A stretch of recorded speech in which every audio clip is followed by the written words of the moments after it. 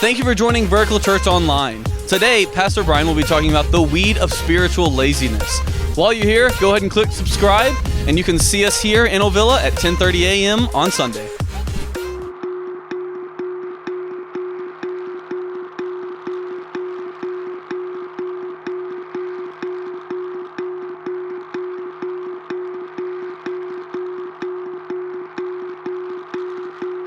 I struggle being selfish with my time. I find myself emotionally drained and either say no too often to the needs of others, or I say yes too often and my family suffers because I'm just done. And when I do, I am choked.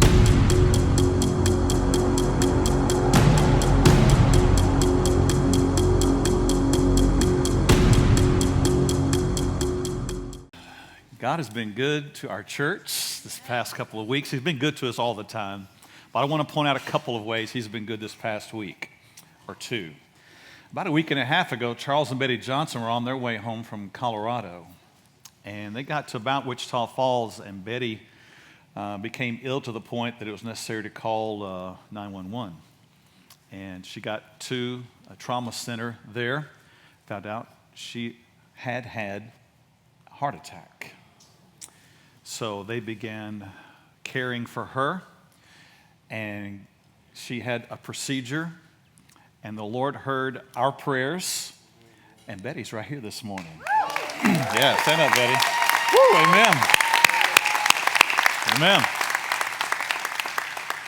So this week began to move along, and then I got a call Thursday morning, early, or a text, said that Dan Diaz had gone to the hospital. They were care flighting him to Dallas because he had had a heart attack.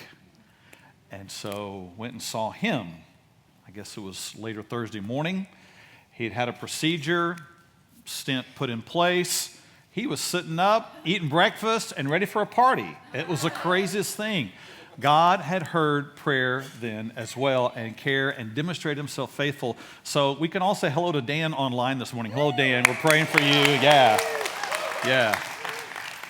So Dan's normally in our tech booth running our media, but Justin's filling in today, and I'm just amazed how good God is to care for his children. And I'm grateful that we live in a day when that kind of stuff could just be a routine thing. You go, when you have a heart attack, you go in and they fix it. In 2 days, you're home. That's crazy, crazy stuff. So I'm grateful for how good God has been. And I know there's many other stories probably in the room today of ways God has shown himself faithful this week. And he loves to do that. And he loves for us to talk about it, because there's someone else in the room usually that needs to hear a good reminder of how good God is. Amen. So today we gather to do that.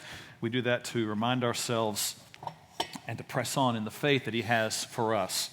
Several years ago, our family went to visit some friends living in the hill country. Kids were a lot younger. The friends had a one-bedroom cabin, and all 7 of us went at the time and stayed in it, and it was a lot of fun. And they said, hey, you can go on out down by the river as well. The Brazos River runs through our property. Help yourself on down there. So we walk on down. It's beautiful. It's summer. It's hot. And kids are taking their socks and shoes off and walking in the river, coming back out in the banks, walking along. And all of a sudden, Hunter and Taylor began to complain about something that is hurting, stinging their feet. So we look, and there's nothing. There are no ants, there's no scorpions, there's no nothing on their feet. Don't even see any real red marks of any kind. But they are in pain, a lot of pain. And so we take them back up, try to wash it off, and it seems to just irritate it and make it worse. And still don't see a lot. There's a little bit of redness, but the stinging has gone on, and then it moves on into itching. And if you're from Texas, you probably know what I'm about to say already. So we go and we talk to the folks that own the property, and they said, oh, well, you probably got into some bull nettle. And that's what you say when you get into it. That's what you want to say, at least. Bull nettle, that hurts, that kind of thing. So, no, really, that's what it's called here in Texas. There's a version called Texas bull nettle. And let me show you a picture of some bull nettle. At first, it's like, well, that's okay, that looks kind of interesting. But if you look close, in fact, let me show you a close-up. That's more of what bull nettle looks like. And so you brush up against that stuff, whew, it's those little things, those little hypodermic needles all over that, yeah, they stick you. And those hurt enough, but that's not the part that's the worst. The worst is the chemical makeup that is on those little needles. It's filled with histamine and other elements that make up this pain that is crazy, painful and itching that ensues soon afterwards. If you were to look online, they would tell you that if you come in contact with this, you're going to want to have this instinct to scratch, rub, wash, do something. But what they suggest is that you let it just dry. Just wait about 10 to 15 minutes for what's on your skin to dry. Then you can remove it. If you try to do anything before that, you'll only spread those and it'll make the pain worse. And I think, man, what a crazy thing, this vine, this weed that has a built-in self-defense mechanism, right? You try to do something with it and it's like, oh yeah, come at me, bro. Just come on. I dare you. I'm ready. Just come on at me. And it's really that way with bull nettle. It's tough stuff. If you get it, you don't want to go around it. You don't want to get near it because of what could happen to you. We're in the middle of a series. In fact, we're coming down to the end of our series called Choked. We've been looking at some of the weeds and vines that can entangle our heart and keep us from experiencing all that God has for us. Jesus said our heart is like soil, and it's our responsibility as the soil and the manager of our soil to make sure that our heart is free from weeds that can distract us from what God is planting in us and the work that He is trying to grow in us, the fruit that He wants to produce in us. We've looked at a variety of vines over the past several weeks. We've looked at the danger of comparison. We've looked at the danger of envy and jealousy. Today, we look at perhaps the most insidious of all the vines, all the weeds, the one that has the most potential to do the greatest damage to our heart, and that is the weed of spiritual apathy or laziness. So I want to talk today about what that looks like. Let me ask the guys in the back to get me up on the screen in the back first as we move on today. Apathy, laziness, being lethargic happens when we become inactive, uninterested, and lazy about spiritual matters in our life. When the things of God, when spiritual growth in our life moves over to the back burner. You know how you're cooking a meal and you got your stuff that's most important on the front burner? You know, you got it up there close. But when it kind of gets done and you're ready for the move on to the next thing and you just want to let that one simmer a little bit, you move it to the back burner. That's where that idea comes from. You move it back because you got something else you're putting your focus on. Sometimes that happens in our lives where God begins a work in us and we're excited, we're passionate, we're all in, and then something shiny comes along. Something comes along and it catches our attention and we're off chasing that. Then something else is shiny and we're squirrel and we're off chasing that. We're doing all that because that looks more appealing in the moment. That's more shiny in the moment. And we take our heart, what God is doing, the things that are necessary for us to pursue God, hear from God, and we take that and move it to the back burner. I've got other things I need to be doing right now. I gotta take care of this shiny thing I got. I gotta take care of this other thing I got. And we push the work of God off to the back, and we become spiritually lazy. Now it's crazy because no one starts off in their walk with Jesus and says, you know, things are great now, but I really can't wait to get to a point in my life where Jesus is not just as important. No one does that. No one says, man, I can't wait to get to a place where when I get around, other Christians in church, I really feel awkward. I really can't wait to get to that point. No one says that. No one wants to look forward to a day in your life where you say, whew, I am so busy, I don't even have time for God anymore. Nobody starts off like that. No one says, oh man, I really want to be distracted from the things that are most important in life. No one says, ooh, wow, I really want my relationships to suffer because I'm not connected with God right now. No one says that, but that is often what happens. We let the shiny, we let the distractions come in, and we take what ought to be the most important and we push it off to the back burner, and we become spiritually lazy. We become a little disinterested.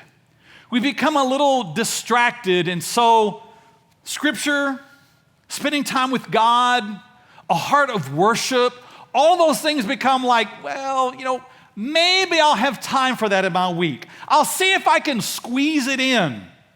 I'll see if I can make some room for that. We push it all off because we've got all these other things that are so much more important, we think. No one ever starts off that way, and that sure is not God's plan for our lives. It's His goal to capture our full attention, to show us the glory of Himself, to overwhelm you with His forgiveness and His grace and His love and what He's done in your life, so much so to the point that you are just consumed with Him, that you pursue Him, that He's one of the first things you think of when you wake up in the morning. I wonder what God's going to do in my life today. I wonder what He's going to show me today. I wonder where He's going to show up in my life today. And it's one of those things you have in your mind when you lay down at night. God, thank you for being so good to me today. Thank you for showing yourself. God, I'm trusting you tonight as I lay down. I've got so many things I've got going on, but you're bigger than all of them. And you are more important than all of them. And I keep you first.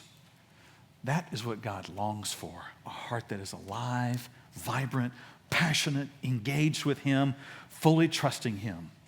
You say, well, why isn't that what's happening for me?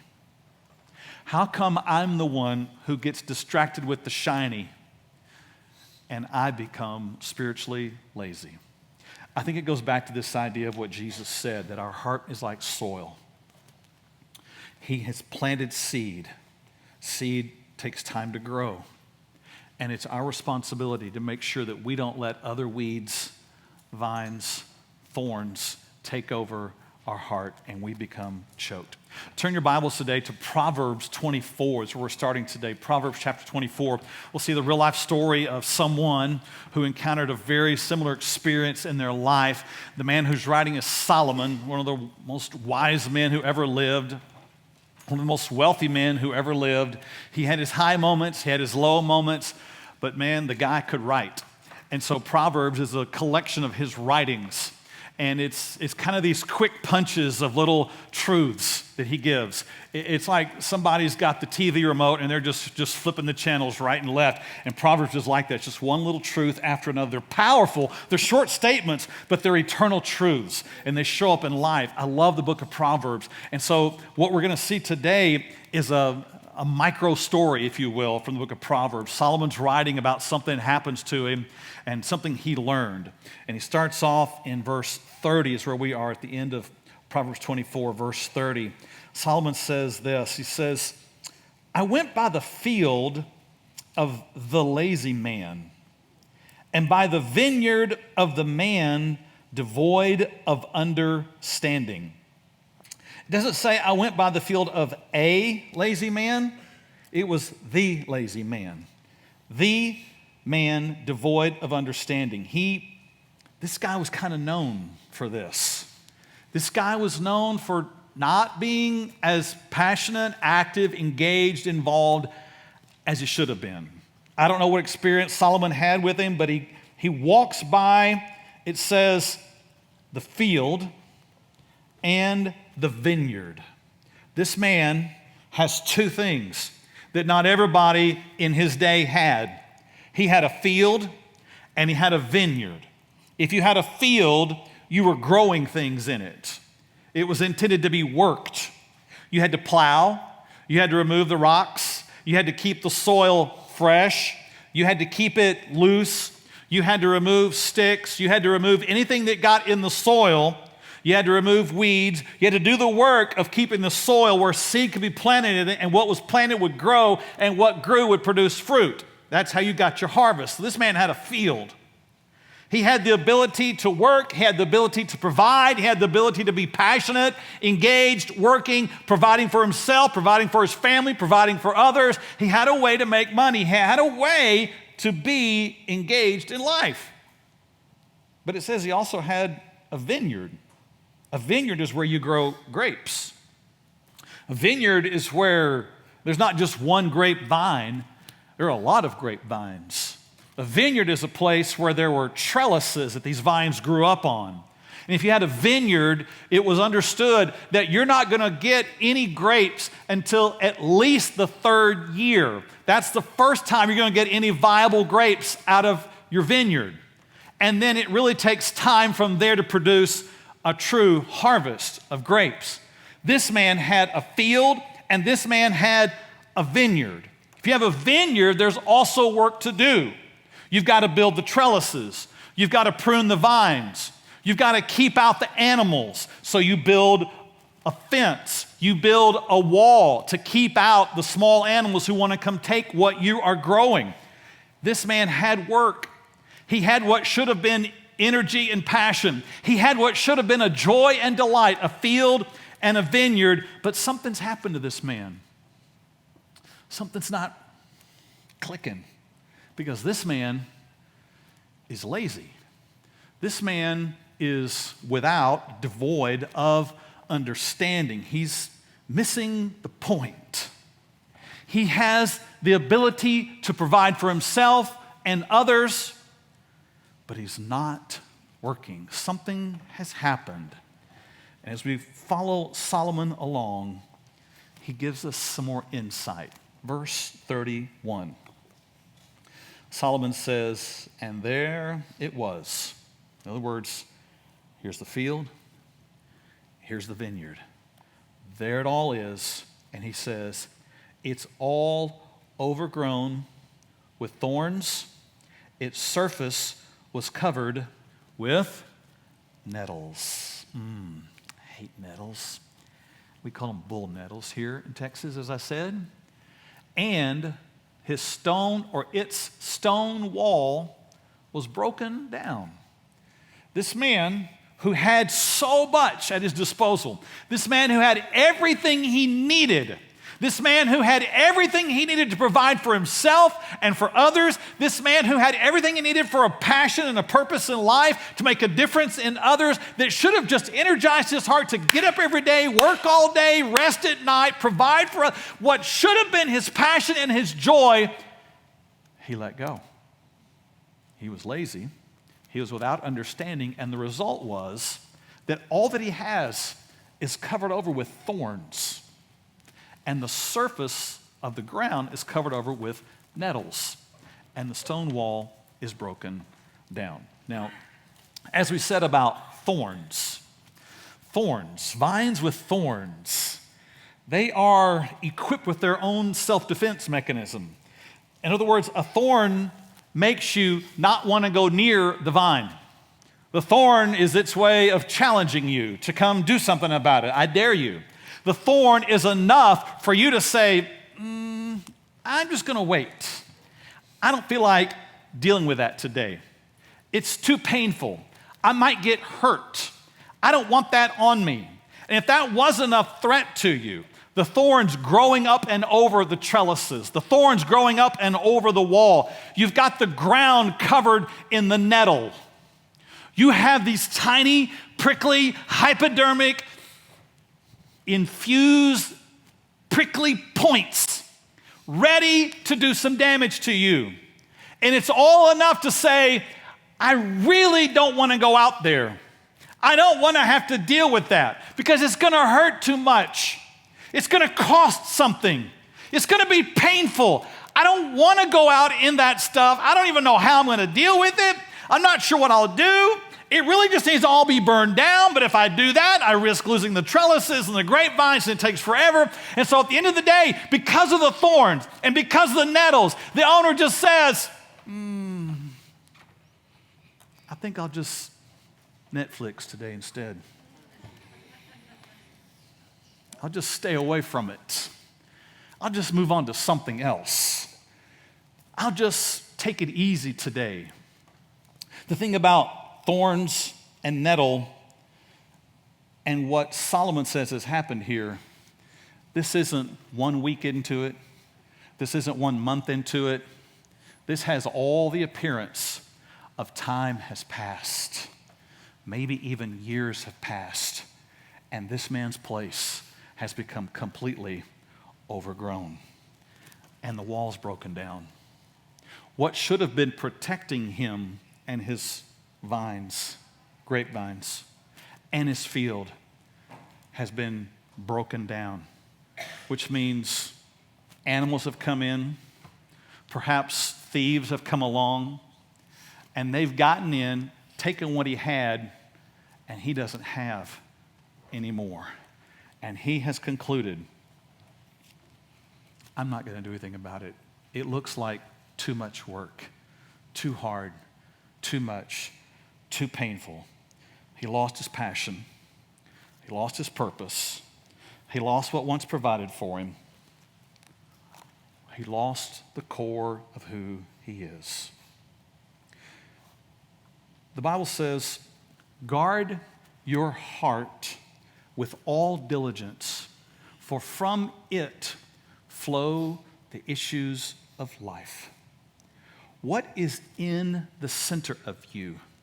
Your passions, your desires, the New Testament uses the word spirit, the very essence of who you are.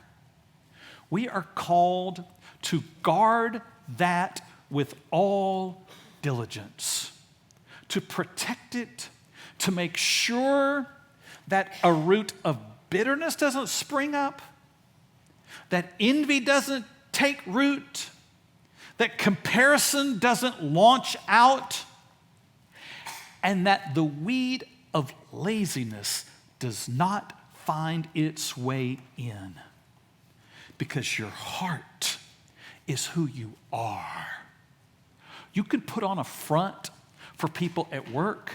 You could put on a front on social media. You could put on a front here at church. But when you go home and you're all alone, your heart, your spirit is who you are. And it's there that God says, protect that. Protect what I'm doing there. Guard it. Don't let anything else in. Protect it. Grow what I'm doing in you. This is what you and I are called to do and be. And to not let apathy, laziness of our spirit dominate our life.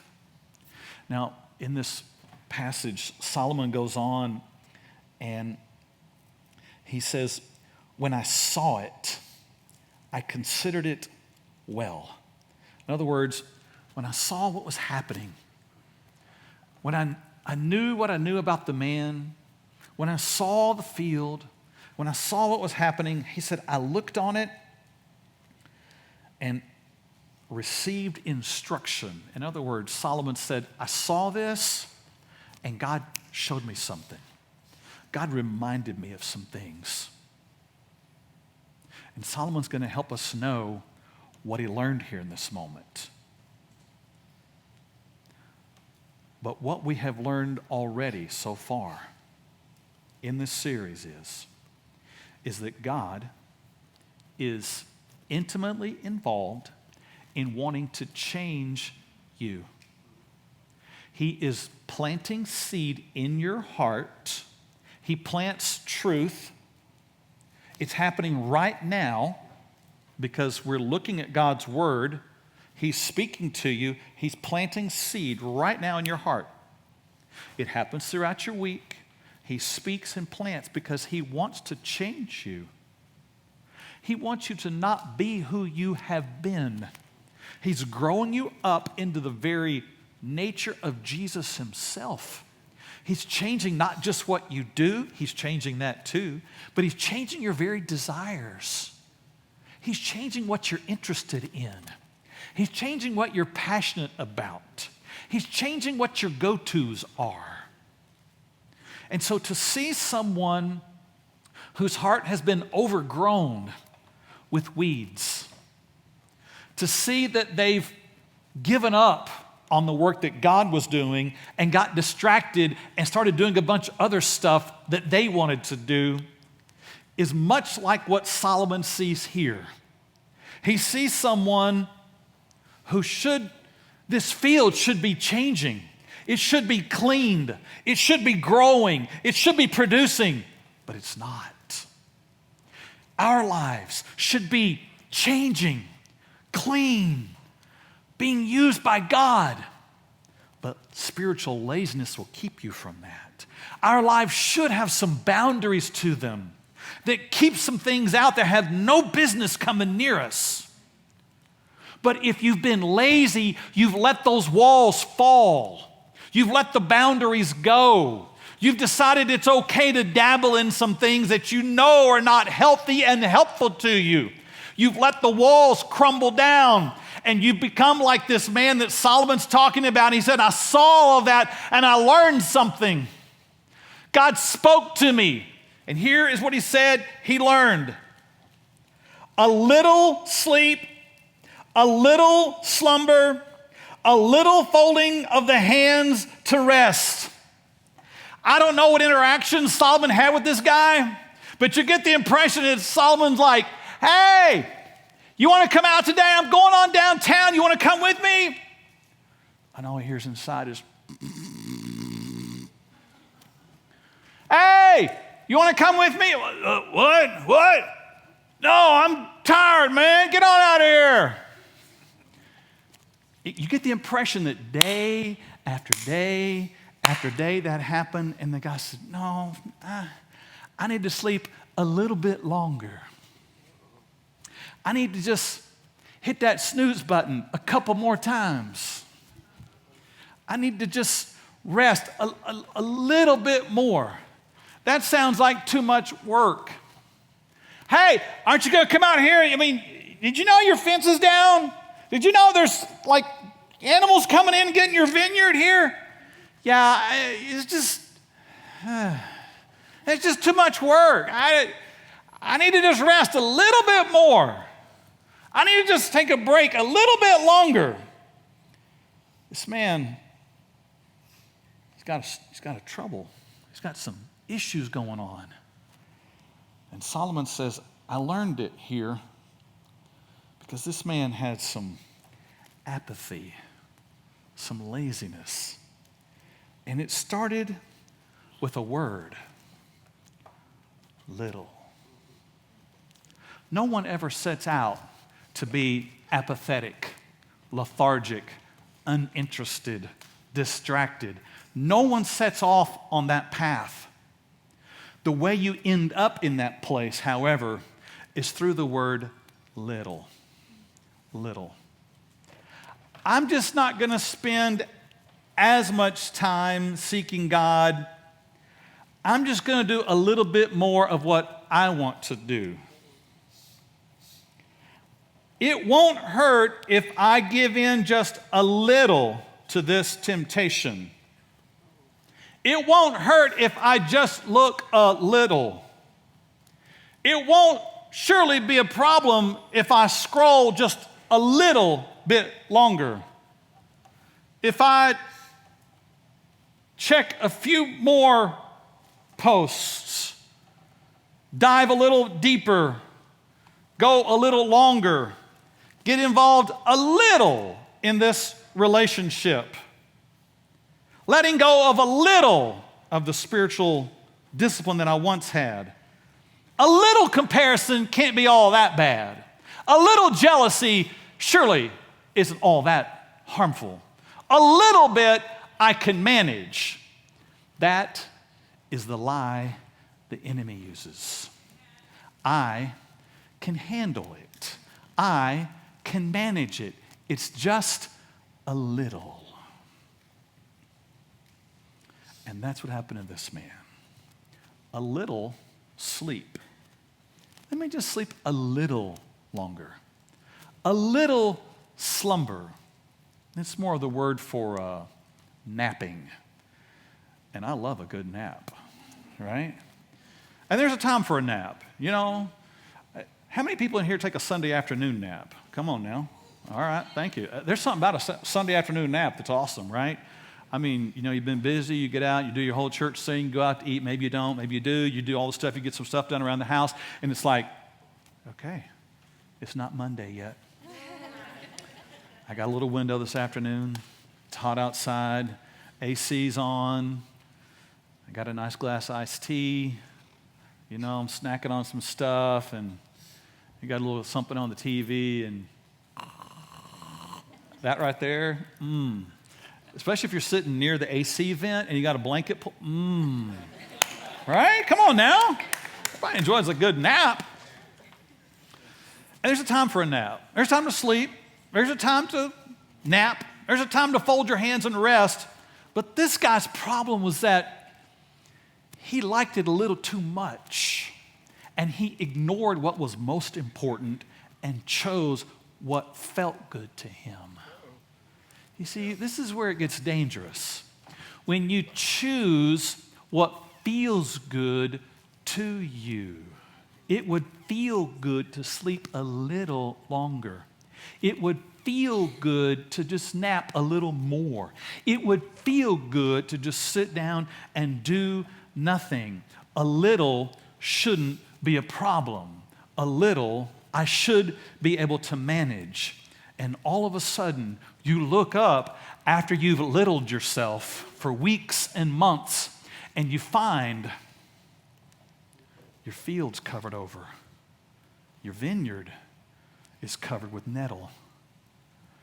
And you don't even want to get out and do anything about it because you don't have the energy. Isn't it funny how inactivity tends to breed inactivity?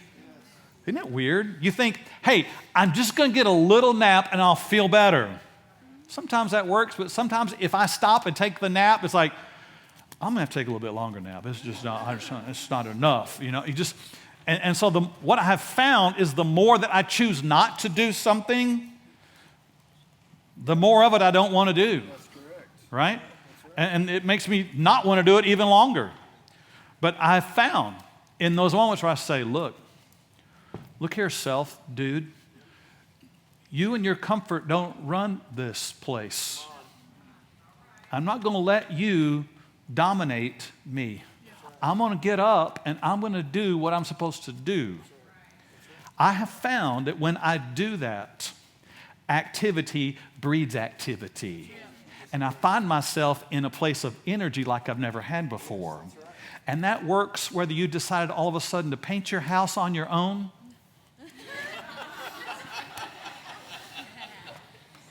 It's weird. Heather and I talked about painting our house some time back, and I told her, I said, I have no interest in painting our house. None. I don't want to do it. Let's just get someone else to do it. Went down that path for a little bit, decided, no, I'm not going to do that. So about a month ago, we decided, let's just start. We'll start in one room and work our way forward. So started. It's a crazy thing. I'm like, calling Heather on Tuesday. Hey, so we're not doing anything tonight, right? No, I don't think so. All right, I'm going to paint when I get home tonight then. All of a sudden, I want to paint, and I want to paint more. I'm like, hey, let's go back. I'm going to work on the house a little bit more. I found activity breeds activity. I found it true whether you're doing some physical labor or if you're doing some spiritual labor. I found it to be true that when I start seeking God and I make that my goal and my purpose and my desire and my plan and I put myself into it, that it doesn't become a burden. It becomes something actually I find greater delight in and passion in, and I find myself energetic and wanting more of that. Let me talk to you for just a moment this morning about some symptoms that you may be experiencing if you have some spiritual apathy. So if you want to make a note, these are not on screen. You can follow me along here. Some symptoms of spiritual laziness. Number one, you're living off of fruit from past experiences with God rather than fresh fruit that God is showing you today. You're more interested and caught up, and your stories revolve around what happened 10 years ago, 15 years ago, 20 years ago, than being able to say, here's what God is teaching me right now. if you have let some spiritual apathy in, this is one of the symptoms. You don't have any fresh fruit because the trellises are covered in thorns and the way to them is covered in nettle. You don't have any fruit. The wall's down. Someone else has taken the fruit, and you're relying upon past stories to carry you today. Heather and I love going to see her grandfather in Alabama because he has a garden. And down in his basement is the fruit of years of gardening. I mean, you want corn? It's over there. You want some green beans? They're on that shelf. You want some beets? Nope. You want some, like, I don't, really. He's got them because he's done the work. Season in, season out, he did the work. He plowed the flower bed or the garden. He did the work in the heat. He got out there, and he's got the fruit to prove it. He's got it. He's got it from last year. He's got it from this year. He's got it fresh up in the refrigerator. He's got it all. He's done the work. That's what you and I are called to do as well in our walk with God. The second symptom of spiritual laziness is there's no spiritual discipline in your life to seek and know God. You don't really have a plan. You're just hoping it happens. You just show up in places and think, well, God wants to show me something, He will. Yeah, you won't find that in the Bible anywhere. God rewards those who seek Him. And when you have made it your spiritual discipline and goal to say, God, I'm going to seek You. I'm going to knock until I get an answer. I'm going to stay here. Hello? God, I need to hear something. God, it's been a week, I know, but I'm desperate to hear from You. That's who God answers, the one who does the work. Recently, we started a new study for our men's breakfast. So we have a men's breakfast group that meets 6 a.m. on Wednesday mornings. We fix a breakfast, we have a Bible study, and I thought, we're going to try something new. We're going to do a series called The Disciplines of a Godly Man. Now, we're just going to punch it out here and see what happens. We're going to see how far can we go with this thing as men to say, we're going to make this our focus, we're going to make this our drive, we're going to make this our goal. We're going to seek God together. We're going to discipline our lives around this. We're going to change some things about our lives, even begin to memorize and meditate on some scripture. Some people have taken that to greater extremes than others, but the men are doing the work. And so I thought, this will be interesting. I don't know how many people will have show up for this, because I don't know a whole lot of men who are passionate about that kind of thing. So I was a little nervous about starting this new subject. But I was excited and grateful when this past Wednesday morning at 6 a.m., 26 men showed up to know about spiritual discipline in their life. Amen? Amen. That's what it takes. It takes that kind of diligence, persistence, restructuring your life, rebuilding the walls that have been broken down, repairing the trellis that has been destroyed, clearing out the weeds that have taken over, and saying, God, the work You're doing is more important than anything else. The third symptom of spiritual laziness is that worship has lost its excitement to you. Worship is a spectator sport to you, rather than an engagement that you have with your heart. It's something that you stand and stare at. It's something that is happening around you rather than something that's happening in you. It's something that you aren't engaged in, and it's something that is not a two-way experience. It's a one-way experience. Worship is intended to be a two-way experience of me expressing my love to God and Him expressing His love to me. And when you're engaged in worship, that's what you'll find. But spiritual laziness will take you out of that place. And when you get into those moments where there are other people who are worshiping and seeking God, it feels a little strange. It feels a little awkward. You're disengaged. You're distracted. You're somewhere else.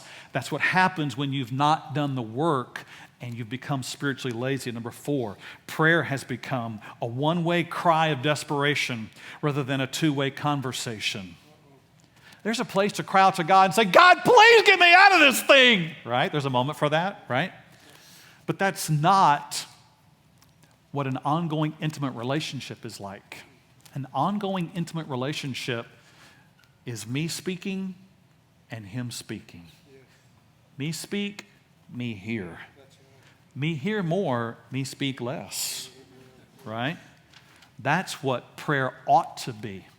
It should be this conversation that's driven by him, responded to by me. But so often it's the other way around.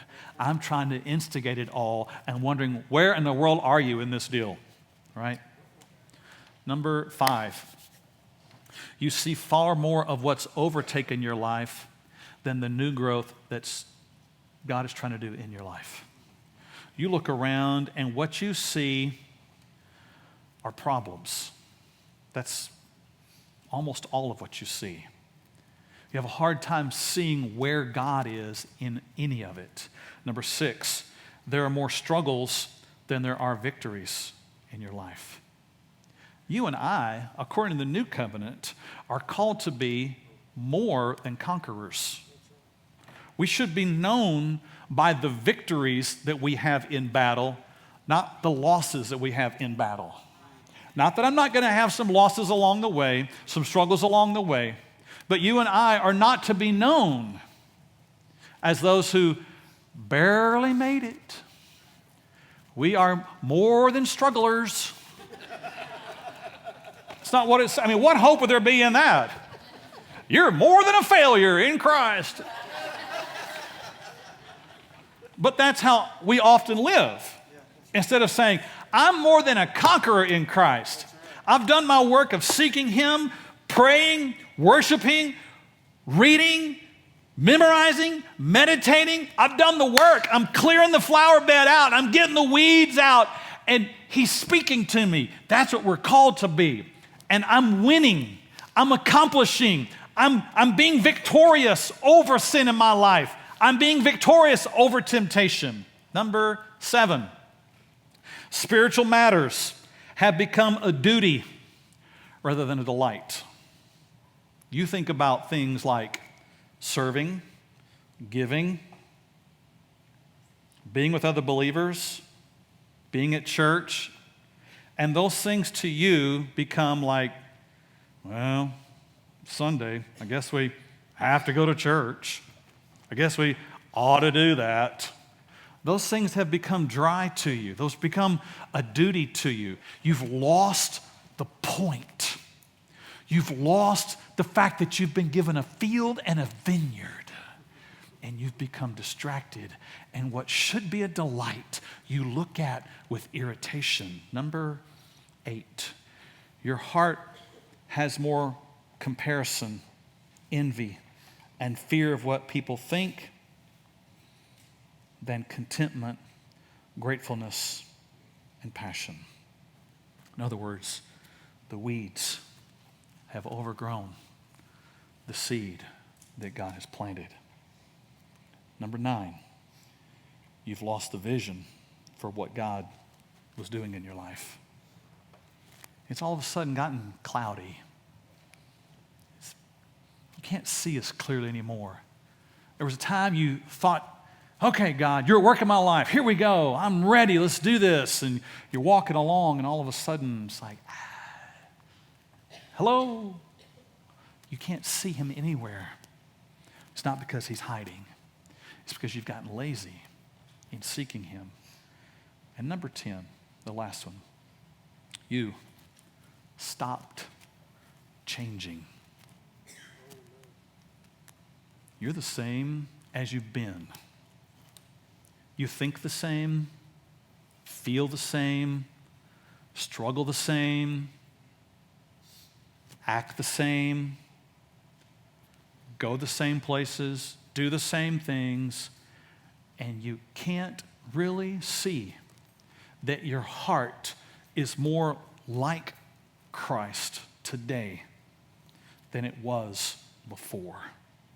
And I don't mean decades ago. I mean recently.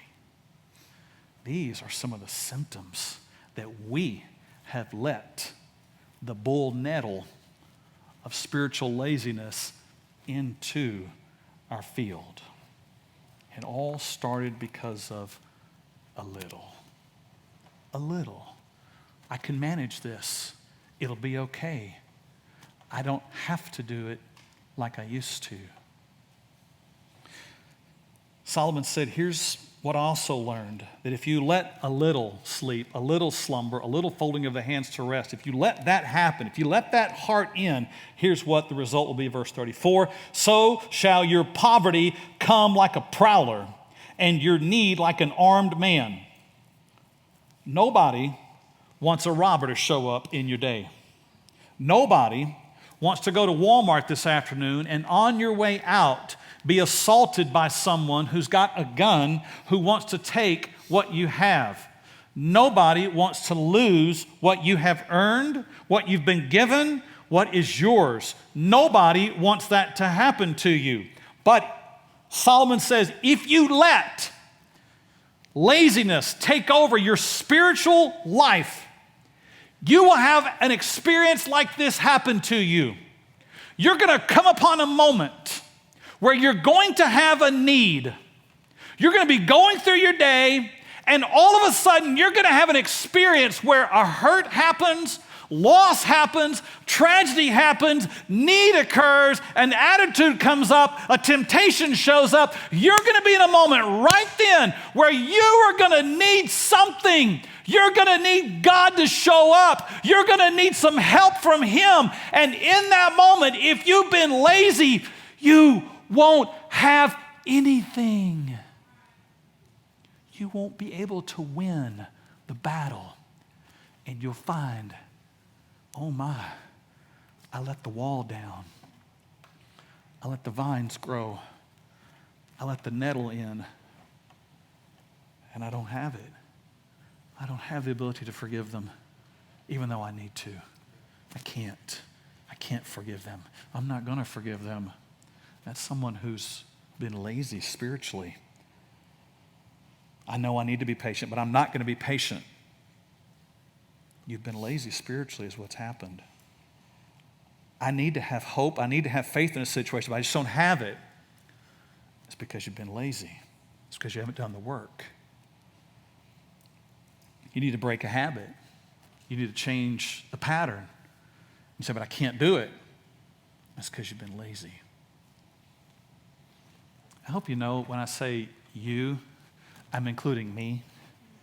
I'm not standing up here like I got this all figured out. You don't. We. You hear me? I'm one of you. Our family's not perfect. I'm not perfect. We're walking in this journey. I want to be more than a conqueror. I don't want to be more than a struggler. Amen? I don't want to be in a moment and I get in a time of need. I don't want to be in the place where the enemy shows up and he wants to take something from me and I don't have the ability to fight him off. I don't want to be in that moment. So what do you do? What do we do? I close today with a verse from 2 Timothy 2:19. It says in that verse, nevertheless, the solid foundation of God stands having this seal. In other words, the basis, the foundation, the root of what God is about and doing has this written on it. It has this proclamation and seal on it that the Lord knows those who are His. This is where we start. You come to this rock-solid belief, confident assurance. God knows me. God has me. God sees me. God knows my life. God knows my beginning and end. He knows the purpose that He has for my life.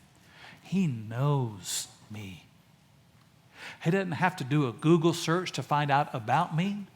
He knows everything about me. He knows the number of hair on my head. He knows my days from beginning to end. He knows. He knows me. And because of that, the second part of this verse is necessary. Let everyone who names the name of Christ depart from iniquity. If you are known and you know Him, then our calling, our responsibility is to depart from anything that could keep us from being everything for Him. Well, what are those things? Anything that keeps you from being everything He wants you to be. Well, can you give me a list? Here it is. Anything that keeps you from everything that God wants to do in your life. Whatever it is. Don't look at someone else's life and try to copy their list, because it may be different for you. Anything that keeps you from being everything He wants to do is something you need to purge. You need to remove. You need to get out of the game. That it's distracting you. It's keeping you away. If Facebook is that thing, get it out. If Instagram is that thing, remove it. If it's a magazine subscription, remove it. If it's a subscription to a gym, get rid of it. If it's a place you've been going, stop going there. If it's some friends that have been leading you in the wrong path, stop hanging around them. Whatever it is for you, get to the place you say, I got to get this out of here. I can't let the vines control me anymore. I can't let my schedule, my priorities, the things I've been wanting to do, what's easy for me, what's comfortable for me, what satisfies me, you can't do it anymore. You can't let a little of it in anymore. You got to get it out. You have to do it. You say, well, can I just pray, God, remove it? You can. But He'll turn around and say, let everyone who names the name of Christ depart from iniquity. You do it. You walk away from it. You choose. You make the hard call. Purge it. Remove it. Delete it. Sell it. Get away from it. Change it. And know this.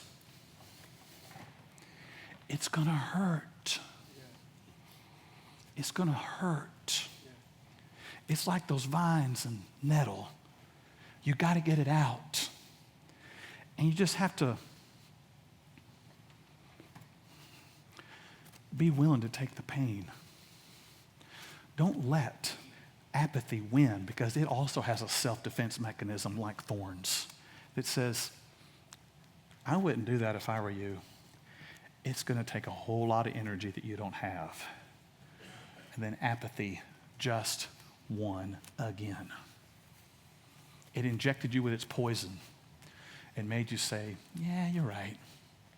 I'll just keep doing a little bit more of what I've been doing, instead of purging my life from anything that keeps me from being everything God wants me to be.